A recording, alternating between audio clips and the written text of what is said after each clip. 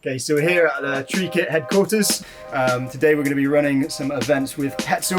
It's going to be 3 seminars. First is Knotcraft, and understanding a bit more about thinking outside the box and versatile rigging solutions. Rigging's a really personal thing, and Knotcraft is probably the most versatile element of rigging. And Knotcraft, in my opinion, forms like the backbone of everything you do. It's a really good foundation that enables you to sort of think outside the box and rig a bit differently, so you're not as constricted by the gear that you've got on your harness and how it's supposed to be configured. So the first part of the session, I'm just going to rattle through a lot of the kind of fundamental knots. We call them just the basic knots, the bread and butter knots. Most of you should be pretty familiar with them. But that should move pretty quickly, and then we'll get into the more kind of advanced elements of Knotcraft. So we'll do a bit on bowlines.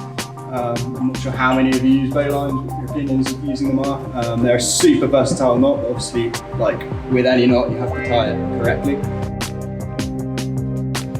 Yeah, all knots are easy to get wrong. If you're going to use something, learn it properly. Make sure the people you're working with know it as well.